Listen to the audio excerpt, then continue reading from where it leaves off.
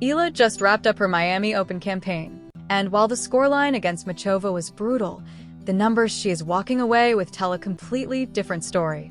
3 million pesos in prize money. Nearly $500,000 US already banked in 2026. And a ranking that is about to drop, but for reasons that are far more interesting than the headlines suggest. The money. Let us start with the number dominating the Philippine sports pages right now, and for very good reason. Eala earned $15,720 in prize money for her round of 16 run at the 2026 Miami Open. In Philippine pesos, that is roughly 3 million for one tournament, for winning 2 matches and then losing 1. Let that sit for a moment. But here is where it gets genuinely remarkable. That $15,720 did not come in isolation. Before Miami even started, Eala had already accumulated $381,664 in earnings for the 2026 calendar year.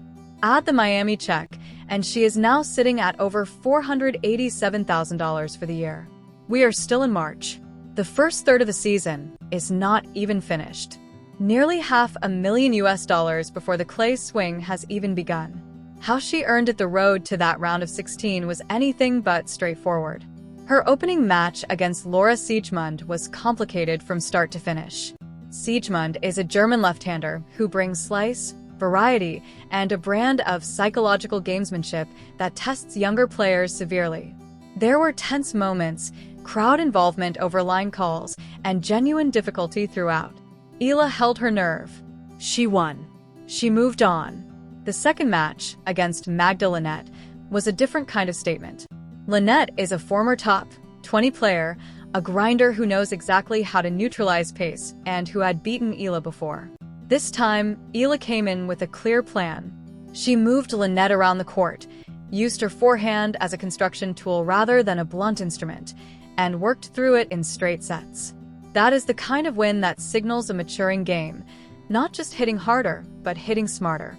Then came Karolina Machova, world number 14, 13th seed, former French Open finalist, reigning Qatar Open champion. On that Monday morning at Hard Rock Stadium, she did not come to negotiate. 6-0, 6-2. The first set lasted 22 minutes. The match was done in under an hour. Eala earned the prize money and received a very clear message about where the gap still exists between her current level and the absolute elite tier of the sport.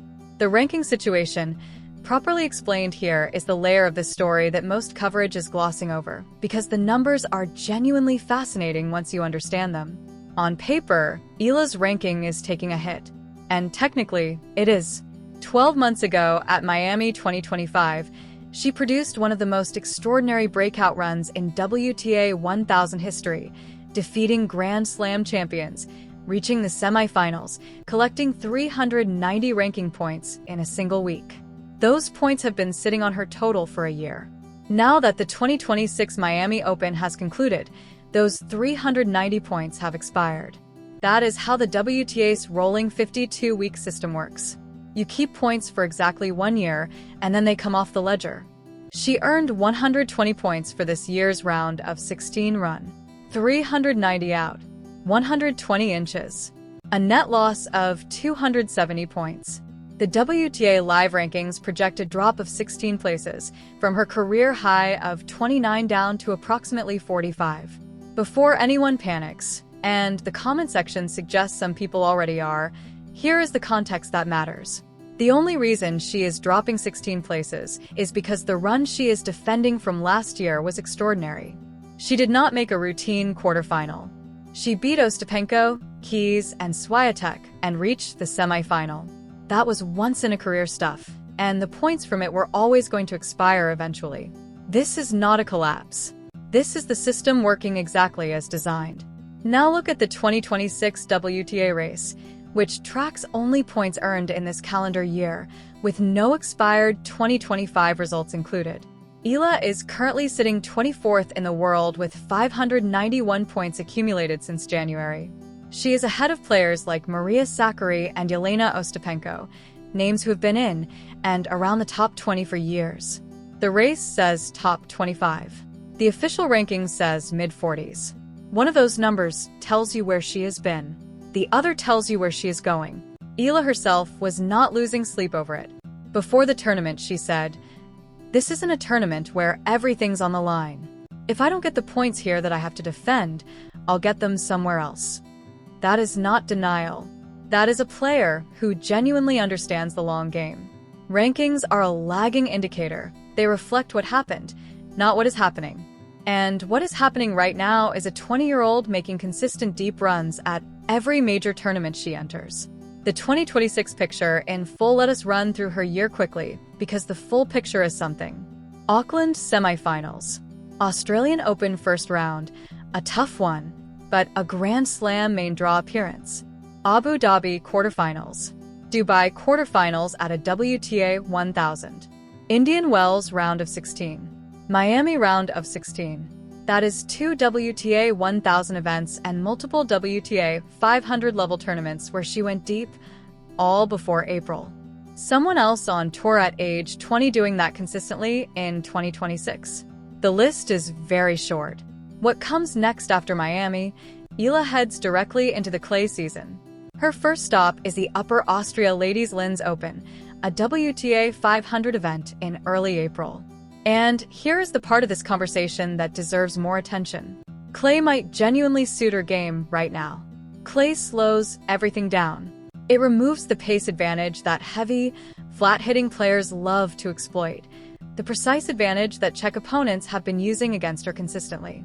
It gives Eala more time to load up her forehand, more time to construct points deliberately, more time to employ the patient, high-IQ tennis she demonstrated against Lynette. If she finds her rhythm early in the clay swing, she could be recovering a significant chunk of those ranking points before Roland Garros even begins in late May. And Roland Garros is a Grand Slam. Even a third-round run is worth 90 points. A quarterfinal earns 360. A semifinal, 780. One good week on clay, and the entire ranking narrative shifts again.